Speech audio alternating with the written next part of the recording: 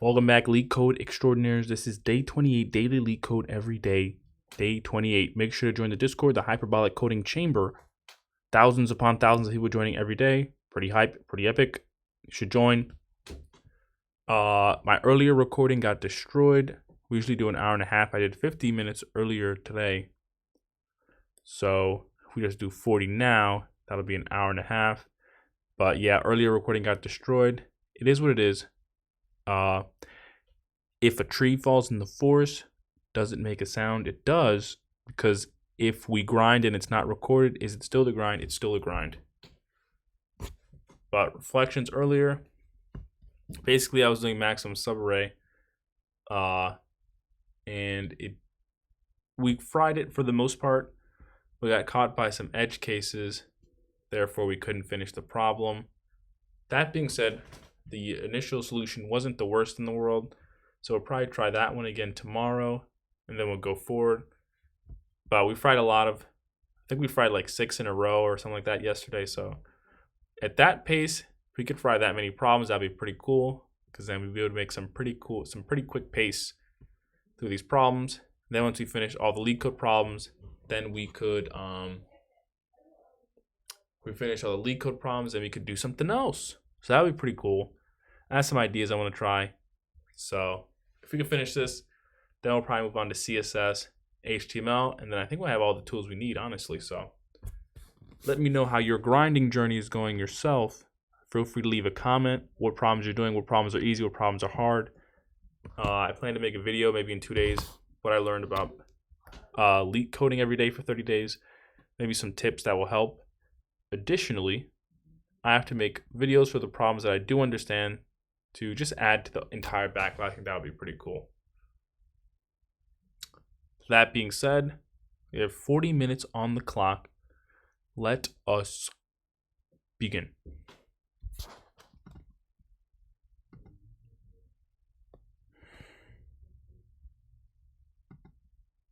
So we have this 40 minutes is going to be all practice since we did our new problems earlier. Took about 50 minutes.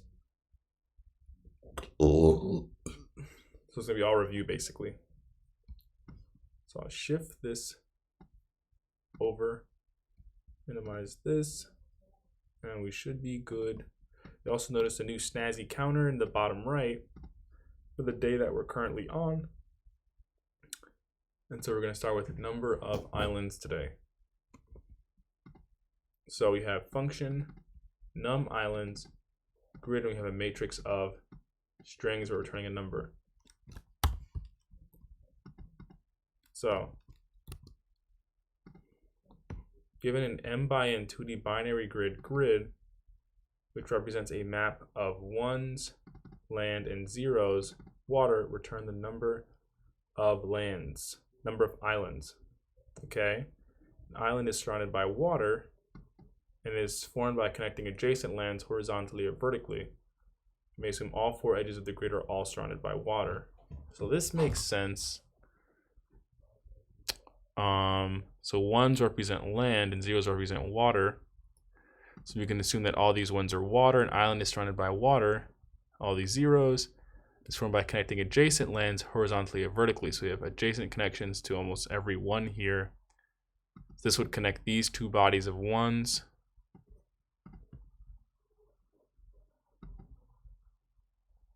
Let me see how big this is.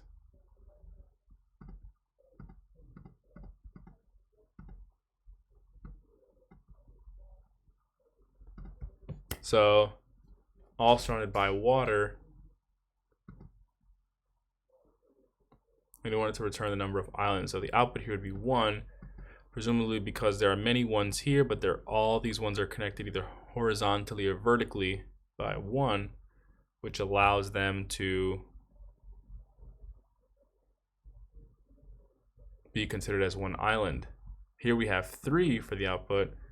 It seems that's because we have 3 sets of ones and they're not connected horizontally or adjacently, they're connected diagonally, so we probably want to ignore that. So from a high level point of view, I think what we could do is iterate through the matrix, right? Whenever we find a 1, this will trigger a depth first search. So whenever we find a 1, so to iterate over the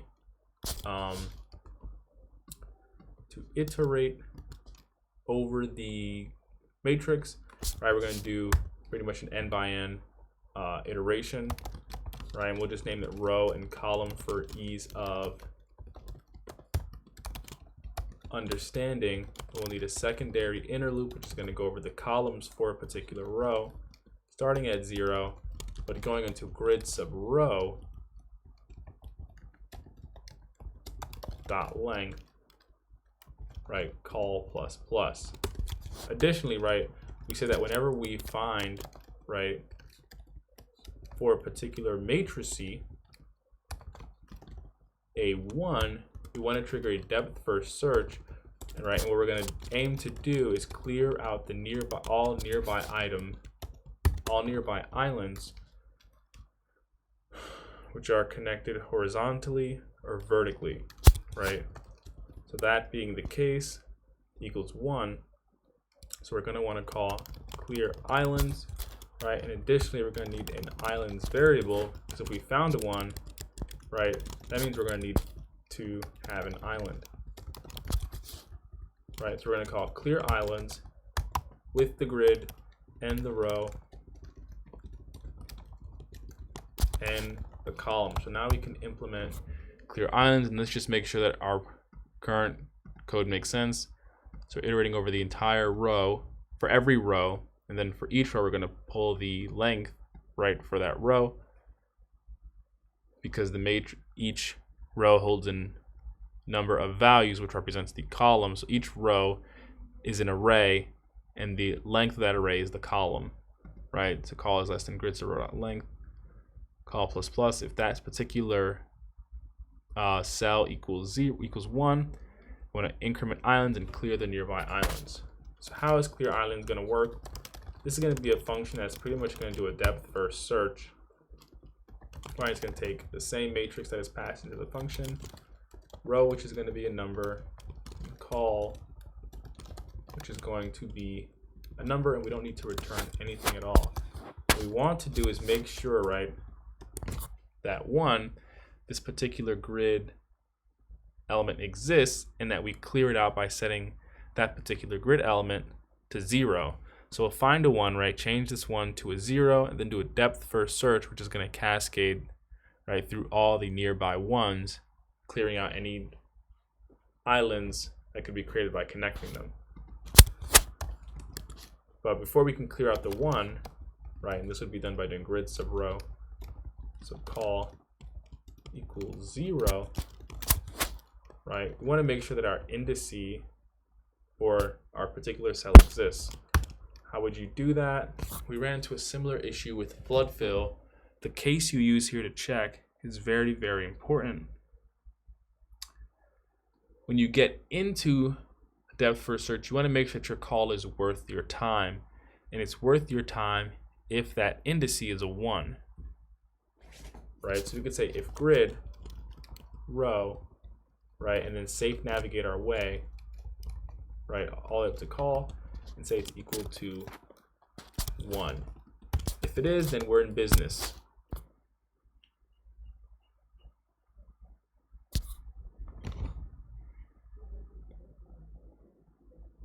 Right? But if it doesn't equal 1, then we want to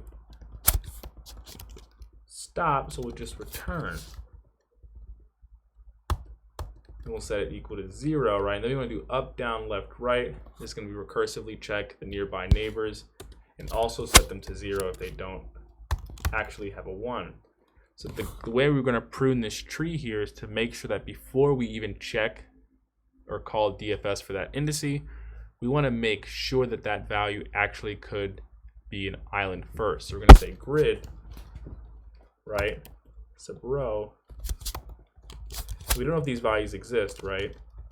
Call plus 1 equals 1.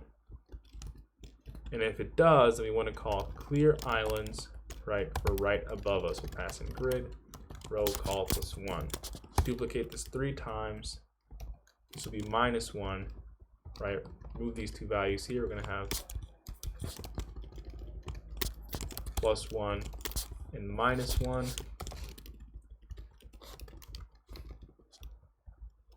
Here we're going to have +1 and -1.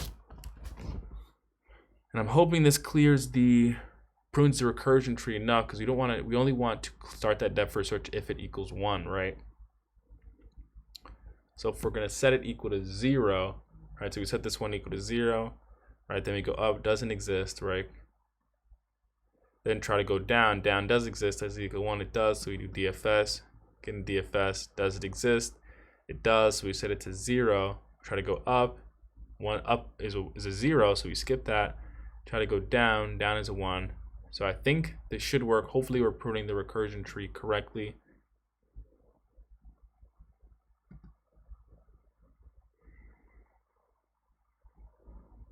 I see. So it looks like we internalized our takeaway from before, right? When we're checking if the value exists, we want to be very explicit. We're checking if the value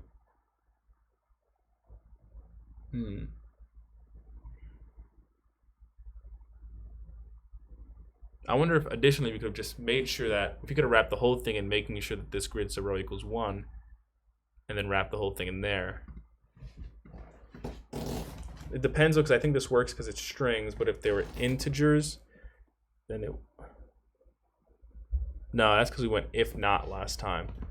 So that looks good. We're pruning the tree correctly, it seems, because we only want to start the DFS, like we said, if it actually equals 1. So we want a parity with the line that starts at depth first search and the line that actually checks the 4 nearby indices. So the time complexity of this would be m by n, right? So we have to visit every node. We're going to check every node. And the space complexity, I think, is also going to be m by n. Yep. So we're matching there.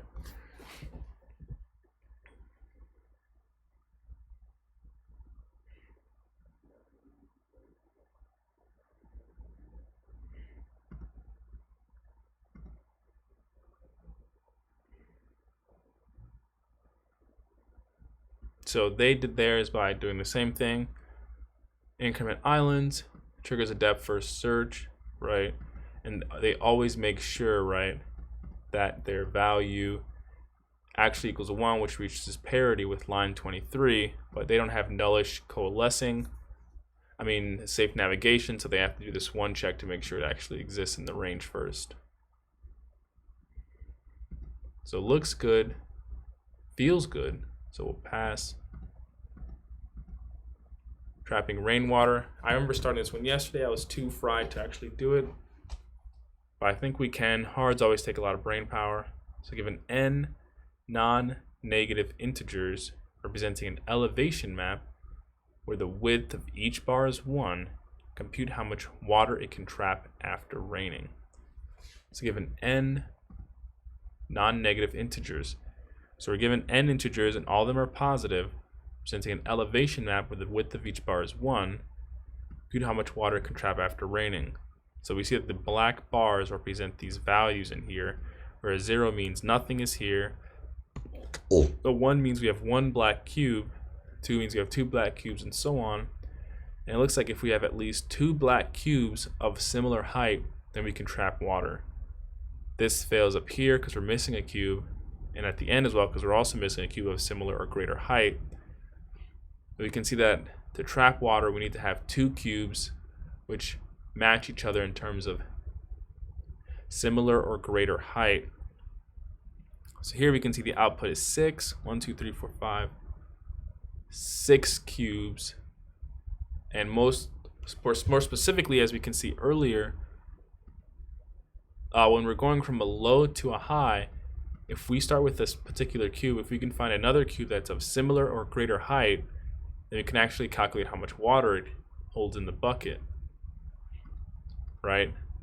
Unfortunately, when we flip this, if we go from high to low, right, it's kind of hard to know where to stop. Do you stop here or do you stop down here? Now, I think you could take the max of them and stop there, but I think it's more intuitive if you actually just take the smaller of the two heights, and then just try to find the next positive elevation that's greater than or equal to the current elevation where we started. From there, we can iterate over these particular indices and subtract the current elevation from the minimum of the two heights. So from here, we can see that these two, which is 3, 2 is the matches up to this 3 block of height 3, which is greater than or equal to 2, right? Since our height will be 2, right, we can do 2 minus water equals 2 minus 2, which is 0. Then we can do water plus equals 2 minus 1, which is 1 water cube right here. Then we'll do water plus equals 2, which is our height up here, minus the elevation map of 0. 2 minus 0 is 2. Then we have 1 again. 2 minus 1 is 1, and we get 4 total cubes calculated. Once we get to this end, we'll do 2 minus 3, which is going to be negative, right? And I think what we realize here is that we only want to add positive values to water. So I think we can do that. We can guarantee, right, our original premise, right, of going from low to high if we just iterate from both sides of the array and make sure to choose the smallest of the two cubes, the smallest of the two elevations to iterate forward from. So to implement that, we're going to do left equals 0 and right always equals the height dot length minus 1. We'll say while left is less than right, we want to choose the smallest of the two elevation heights. So if height sub left is less than height sub right, then that's what we want, right? And that means we're going from starting from the left side going to the right side, going from smaller to higher, which means that we need to keep track of our current node, right? Because we want to find the next node that is greater than or equal to our current height. To do that, we can set that current equal to left and keep iterating forward. All right, but we want to push left forward once, just in the case exactly in the beginning here. We're going to start with 0 and 1, right? 0 is obviously less than 1. But can we find a matching block, right, that is greater than or equal to 0? We can.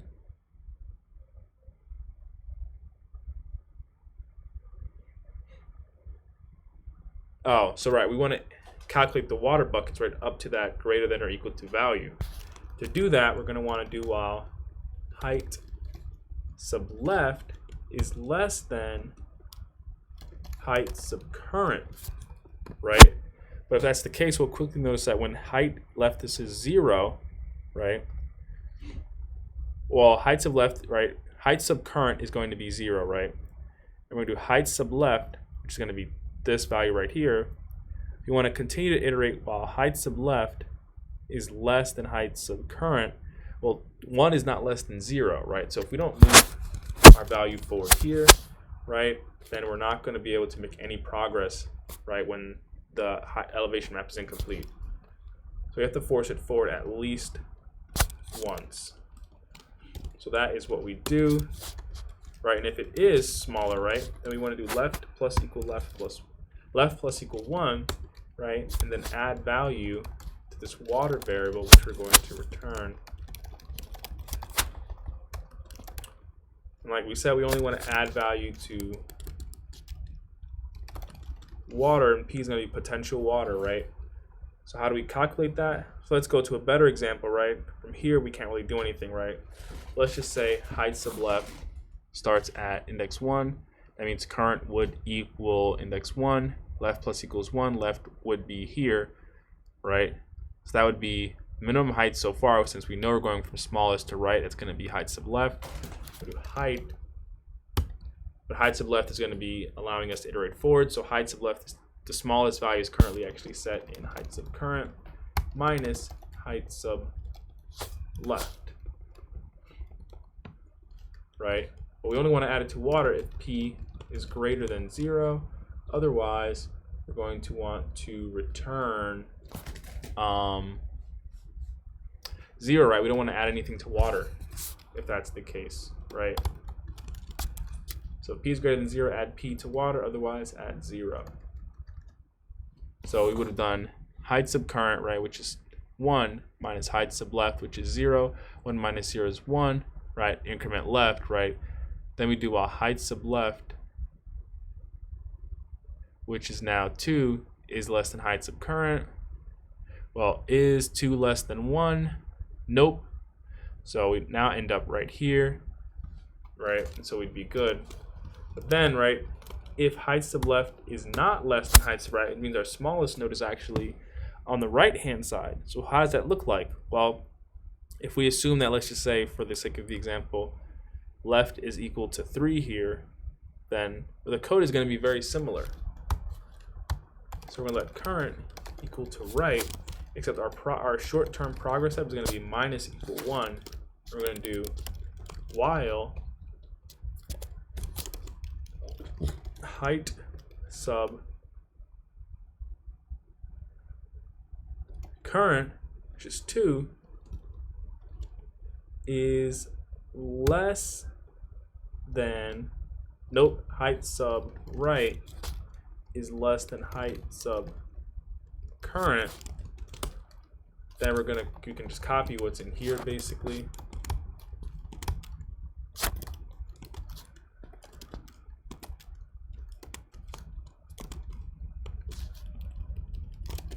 Except we'll change left to right, and then our progress step will actually be right minus equal 1.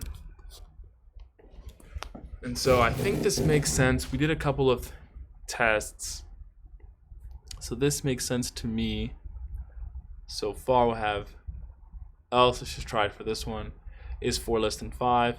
It is.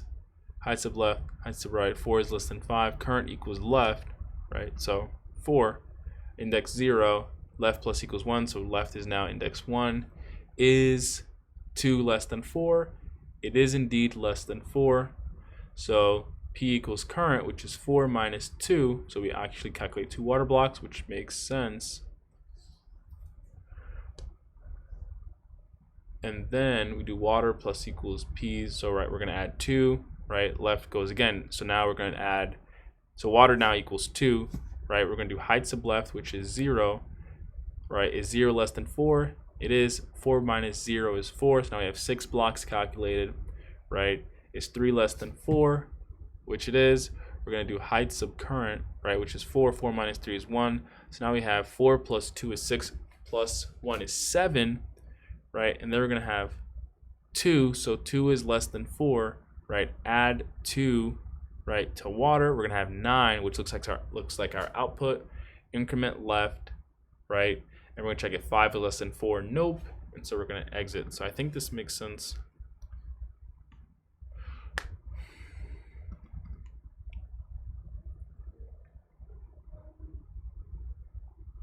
So that makes sense.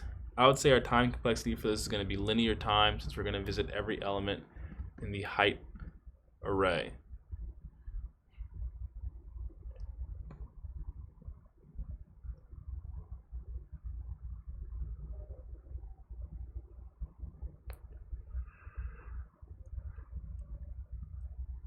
For each element in the array, we find the maximum level of water it can trap after the rain, which is equal to the minimum of maximum height of bars on both sides minus its own height. Iterate from left to right, and left max equals 0, right max equals 0. Iterate from the current element to the beginning of the array. Left max equals, yeah, this brute force version, yeah, the version I made or I figured out was very particular to the way my brain works. Let's look at this dynamic programming approach, see if we can understand it. In brute force, we iterate over the left and right's part. So again and again, just to find the highest bar size up to that index. So first we have to understand the brute force version. Iterate for the array left to right, so we have a smaller array, like we just take it from the array that we just tried and see if we can just run it in our heads. Right. Initialize left max equals 0, right max equals 0. Iterate from the current element to the beginning of the array. So iterate from left to right, from the current element to the beginning of the array. So if we're at 0,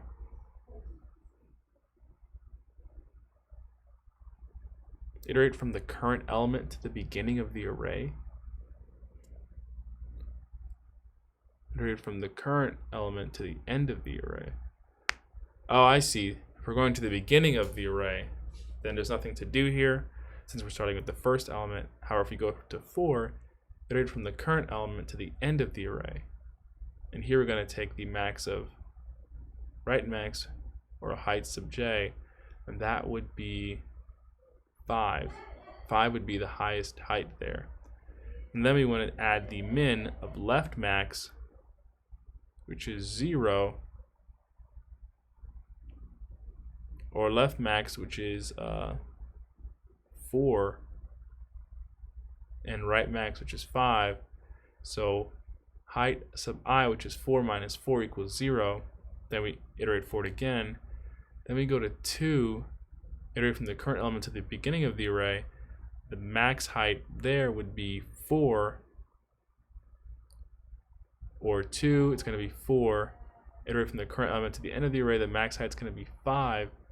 So then we want to add the minimum of left max or right max, which is 4, minus height sub I, which would be 2. Okay, I think I'm starting to see this. Then we go from 0, we go to the end, which is 4, and then we go to the right, which is 5, which is going to take the max and get 5. And then we add the min of 4 or 5. It's going to be 4. 4 minus 0 is 4. Do the same thing for 3. So we're starting from the center, going all the way left, then all the way right, taking the minimum of the both, and then adding that up. Let's see if we can intuit that from the nature of the problem. So let's just say we start at index 2 right here. We go to the end, find the smallest, which is 1, and then we go to the right and find the, and we go to the left, find the biggest. The biggest we can find is ourselves, which is 2, going to the right, which is 3, and then we add height sub j, which is 2, minus the minimum of the 2, which would be 2 or 3. Okay, then we go to this indice, we find the largest we can find, which would be 2, and the largest we can find, which is 3, and then take the min of the 2, and then we add the current min minus the elevation to get the water. Then we go here, we find the max so far, which is this one, max so far, which is this one. Then we go here, we find the max so far, which is this one. Okay, that actually makes sense. I think next time I'll try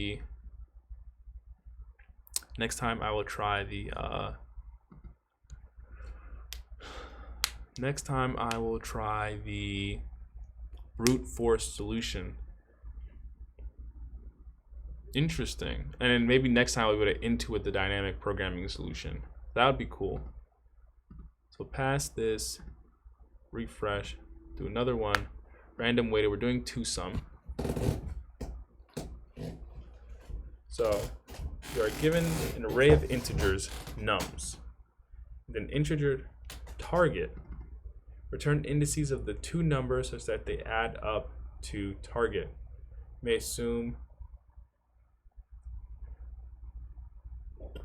may assume that each input would have exactly 1 solution. You may not use the same element twice. You can return the answer in any order.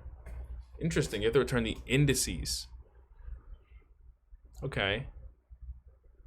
So I think what we could do, I was thinking we could sort it, but then if we sort it, we'll lose the correct indices we're supposed to return for the sum. That doesn't exactly work. Our output should be 0, 1, because 2 plus 7 equals a target, which is 9. So we have to kind of work on it the way it is. So one way we could do it is if we load nums into a map, right? Then we could iterate over nums and check map for iterate over nums, check map for complement, right? If complement exists, return indices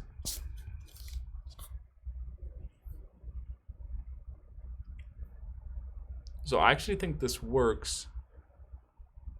So if we load all these into the map, we'd have 3, 2, 4, then iterate over 1. We'd say, hey, does 6 minus 1 exist in the map? No. Hey, does 6 minus 2 exist in the map? Yes.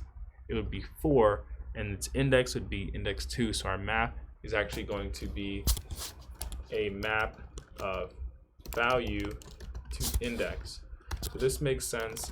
Let's set up the map, which is going to be of type number to number, and we'll set up const num of nums. We'll set up the map here, and we'll say const value.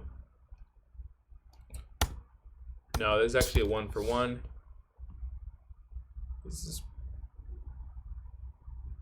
So I think this works. And this is only one answer.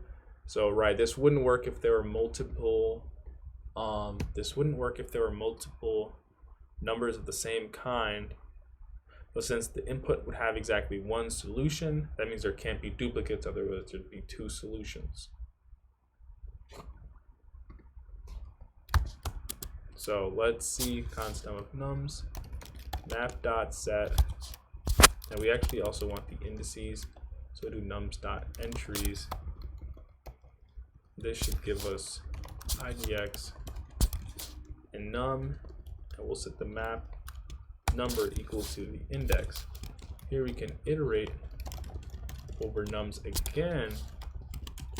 Like we said, check the complement. Well, the complement equals the target minus the number. We'll say, hey, if the map dot has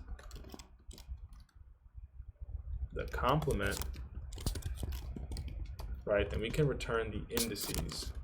And I think we're safe not to return anything else because they said the input would always exactly have one solution. And our values and targets can be pretty much 10 to the 9 to 10 to the 9.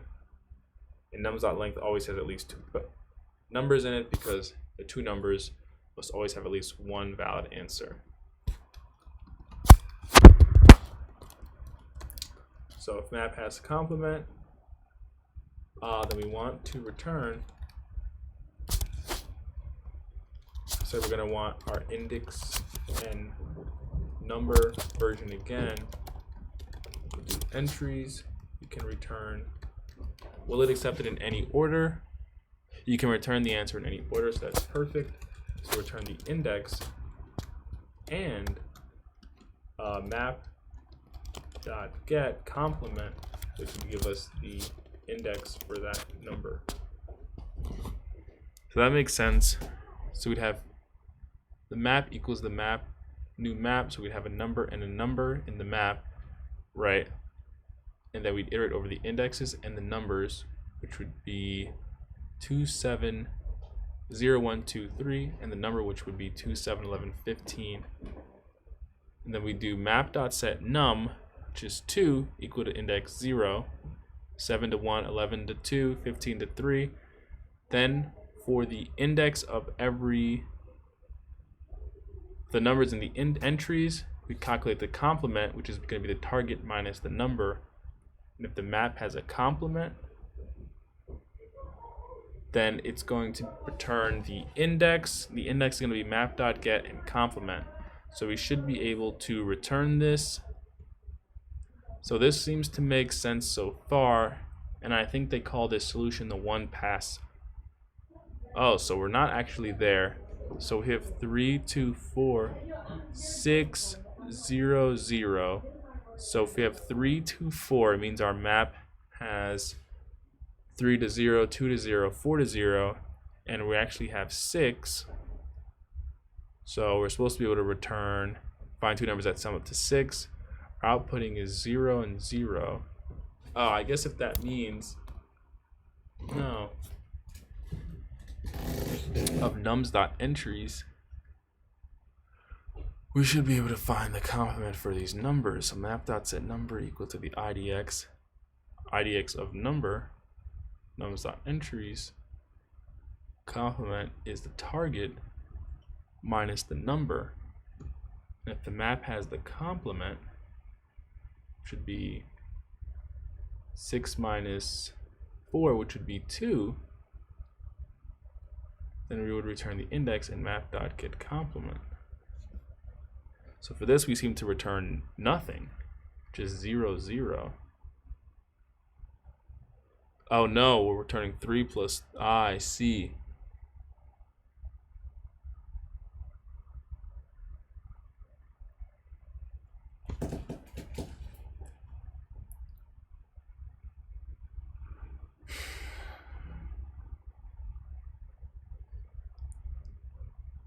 So in the case,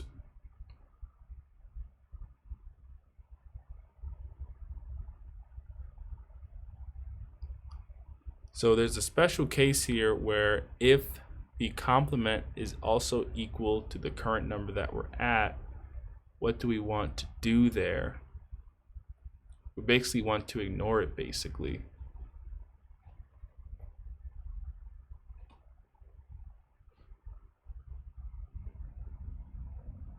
We basically want to ignore it, so maybe we could do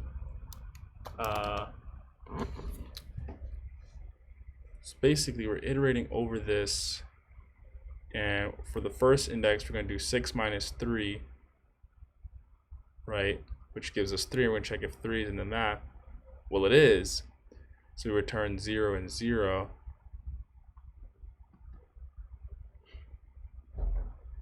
But we want to do something special.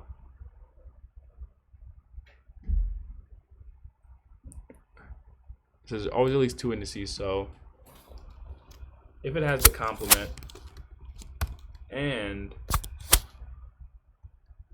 we just call it other IDX map.getComplement. All right, if other IDX equals the current index that we're at, right, we just want to continue. And then I think if we copy this input and we'll try it for this test case, oops, this extra const shouldn't be here.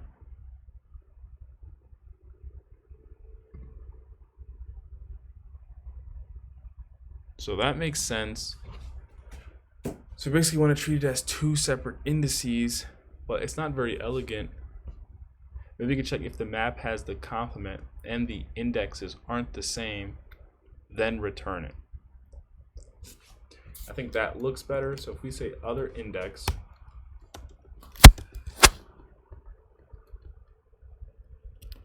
right, and we'll know if it has a complement, right, if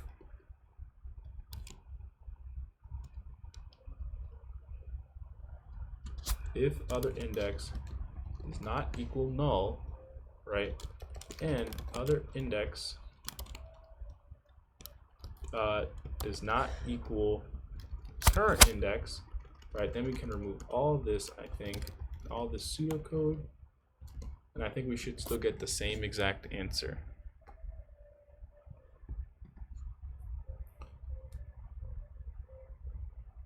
Ooh. Oh God, we can just return other index. Other index, oh, it does not equal undefined. We're going to return index and other index.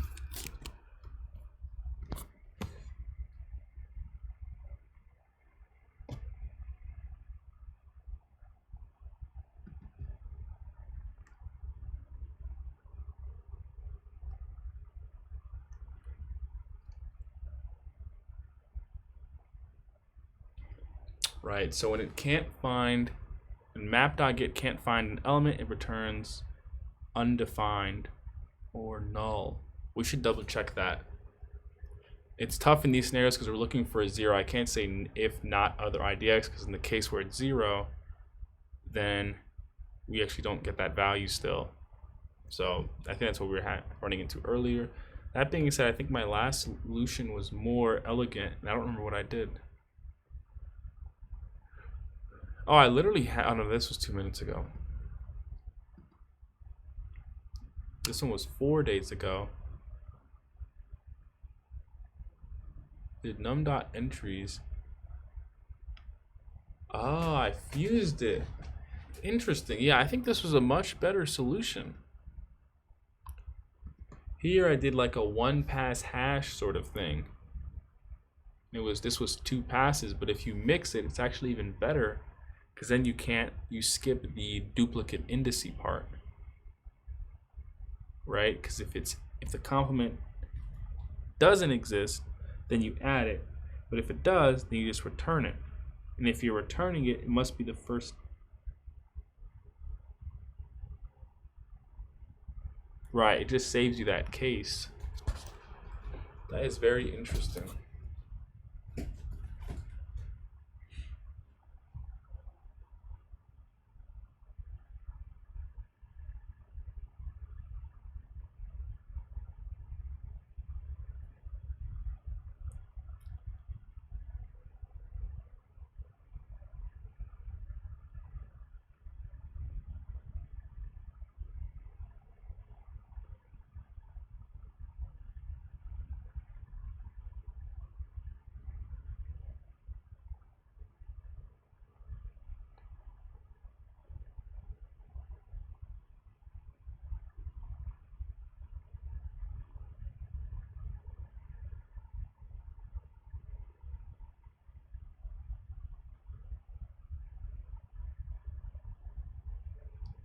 Whether the complement must not be num sub I itself.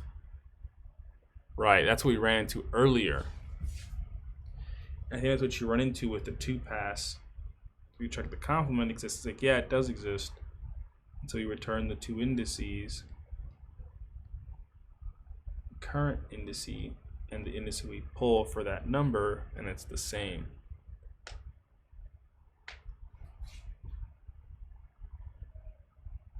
One pass hash is even better, because if it's not in the map, then we simply add it to the map.